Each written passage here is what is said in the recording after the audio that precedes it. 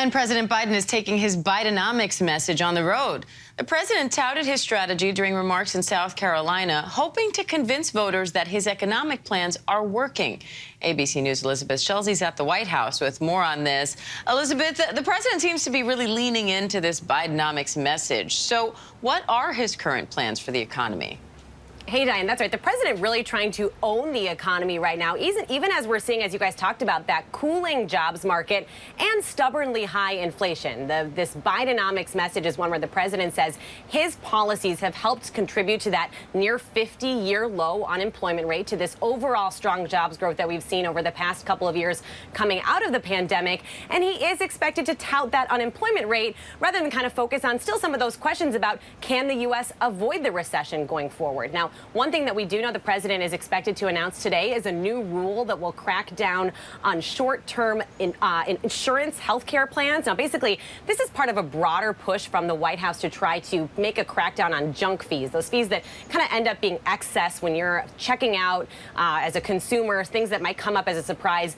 This is really an attempt from the White House to say, here's what we can do from the executive office. We can propose rules. We can try to make these short-term solutions, but ultimately, when it comes to the economy, a lot of it has come down to the Federal Reserve, and the White House has really stayed its distance from the Fed. And then kind of broader fiscal policy, that's obviously in the hands of Congress, and a little bit of an acknowledgement from the White House. Not a lot of room there on this. Meanwhile, Elizabeth, House Oversight Chair James Comer is now requesting a Secret Service briefing after cocaine was found at the White House. What's the latest on that?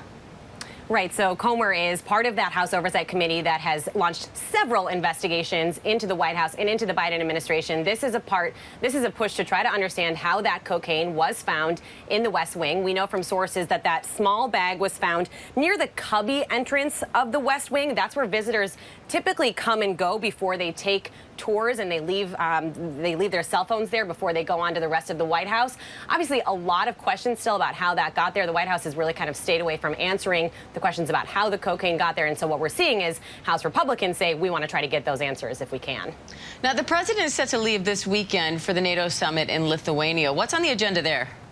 Right, so this is a big trip for the president, Diane, to Europe. He'll be doing a swing of 3 different countries, starting in the UK, where he'll have a visit with the prime minister. He's also set to meet with the king for the first time since he was crowned. So that's kind of the first leg. And then obviously the big summit, the NATO summit in Lithuania, is a huge push from the president to try to show the united front with the U.S. and its allies as we are now well into a year over the war in Ukraine. We do expect some announcements from the White House as far as additional aid and weapons that it will be providing to Ukraine. That's something that we will continue to see, this kind of push for how long the U.S. and its allies will provide that aid. One thing that we've heard from the White House time and time again is that that aid and that support will be there as long as needed. And one question is if all other countries kind of will come together and make that type of a firm commitment, as we're seeing the counteroffensive in Ukraine stall in the questions over how long this conflict could drag on. Obviously, another big part of this trip then for the president will be welcoming Finland into NATO. It officially became a member in response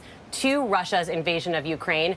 The president will be meeting with Nordic leaders in Finland at the end of this trip. And then ultimately the question, will there be a path for other NATO membership? We know Sweden is trying to join NATO. And then there's this question of, could countries in NATO try to welcome Ukraine, and a roadmap for Ukraine to eventually join too, Diane? All right, Elizabeth Schulze at the White House. Elizabeth, thank you.